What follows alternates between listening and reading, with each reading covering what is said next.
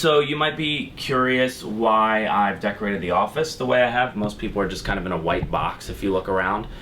Hanging up a lot of success stories on press is important because many times we'll meet with clients that will sit right where you're standing, and this is a lot of proof that we're getting a lot done and also being recognized in the press.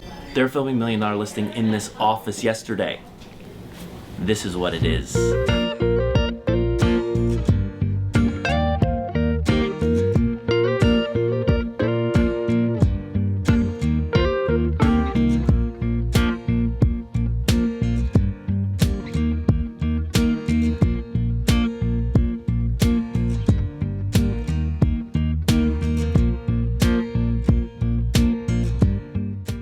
By design, you see a lot of thank you notes. The thank you notes are the closest thing to a new person sitting in there.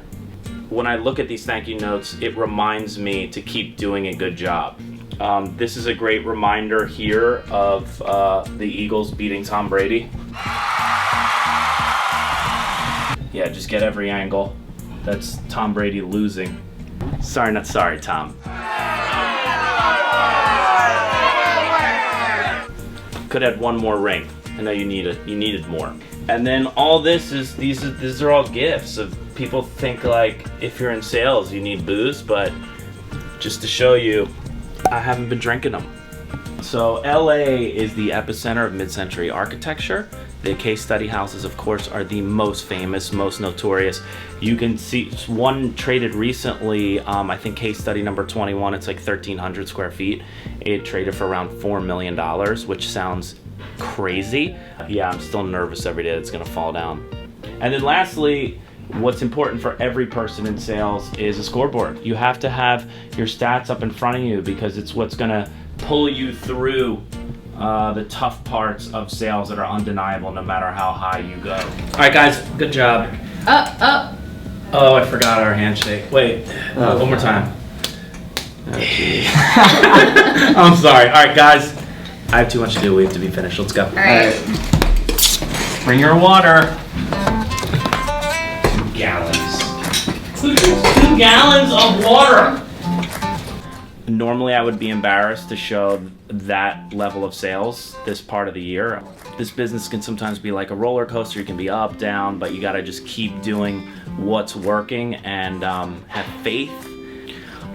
So the trampoline actually, I don't like jump. Most people like come in here and they want to jump on it, but like it's really just about like bouncing just like a little bit. So see, I'm already like in more of a peak state. Believe it or not, my best friend in Philadelphia, I had no plans on getting a car like this, but my best friend in Philadelphia, when I would go in, my family moved out to the greater suburbs, and I didn't have an easy way to get out to them, and he would throw me the keys to his Porsche, and after the second time, I was hooked.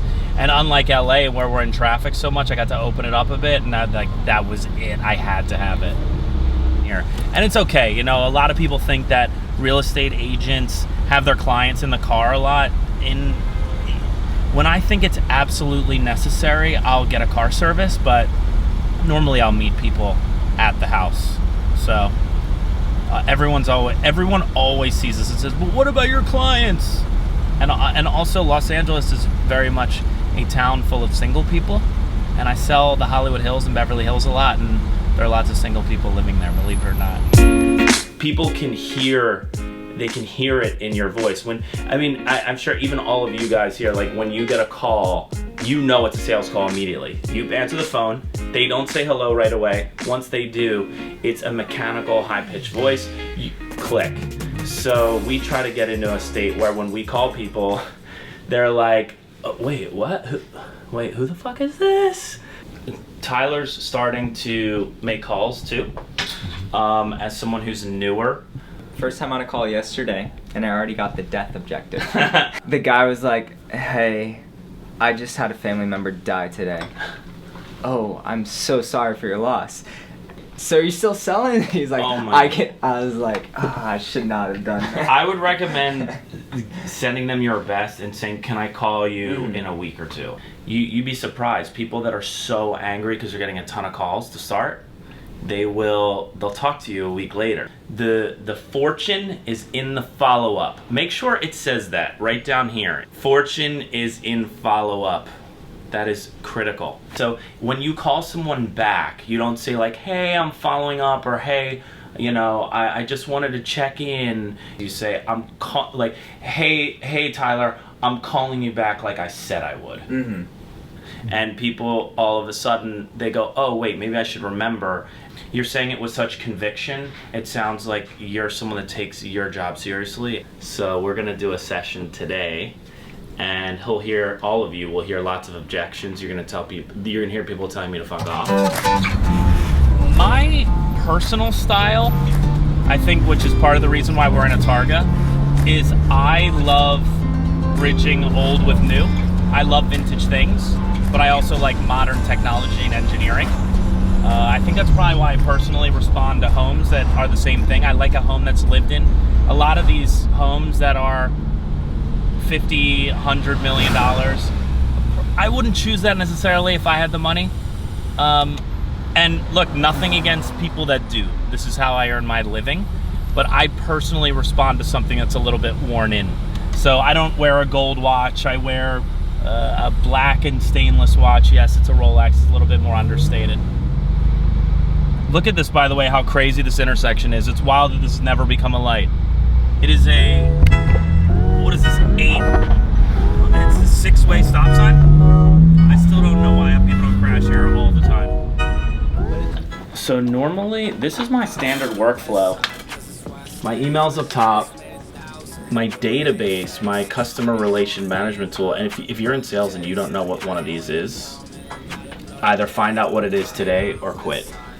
Because if you're still running your lead management on a spreadsheet, dude, you are not in the game. It's easy to meet a lot of people, but it's hard to stay in touch and do all the things. What my goal is every day of the year is 10 real estate conversations a day. So I use a system where it calls 3 contacts at the same time. The moment someone answers, it splashes the data up on my screen. So I have to kind of be ready. Here we go. Down phone. Please enter. All right, here we go. We're starting. Oh my God, someone's calling me. Hi, good morning. It's Ben Belack calling from the agency in Beverly Hills. I'm seeing that EcoPass came off the market. I was wondering if you're still serious about getting it sold this year. No, thanks. Can I just ask you what happened? Hung up, just like that. The truth of the matter is, if you want to be successful in sales, if you want to get to the next level, you got to be a nudge. And we are professional, highly tech-savvy nudges. All right, on to the next. Please leave your name and number. And if you're calling, thanks for your call. Poor lady. That was actually the most adorable voicemail I've ever seen or ever heard in my life. Hi, good morning. It's Ben Belack calling from the agency in Beverly Hills. What's this regarding? I noticed that Stanley came off the market, and I've sold like 10 houses right around you. It's been realistic. Thank you. You got it. This expired on the 27th, so they already were talking to other people. So anyone who's at home going, oh, I don't want to call and I don't want to be a nuisance, you know, or you don't want to tell someone it's overpriced. Well, if you don't, the next person will. It's the trampolines got me and the espressos got me fired up. Fired. That has not been sped up yet. Yeah. Benjamin Watkins, Julia speaking. I'm sorry. Where I may have the wrong number. Where am I calling? Latham and Watkins, a corporate law firm. I think I have the wrong number. Are you still serious about getting it sold this year? No. Guys, brutal. In the beginning, these used to really discourage me. Now I just get the affirmations going and a little bit of trampoline, a little bit of Richardson. Been forwarded to an automated voice messaging system.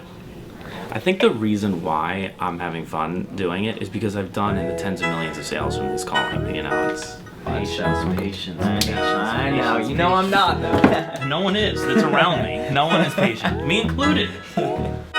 Popping on the west side, cause it's where I stay. I just made 1,000, blew it in your face. I've been going in, I'ma close the case. I can't wait People in LA sometimes get a bad rap, but only in LA can we be civil enough with each other to have a 6-way stop sign that we just pass through and have people not crashing into each other. Right here over my left shoulder is the Beverly Hills Hotel. One of the coolest hangouts on the planet.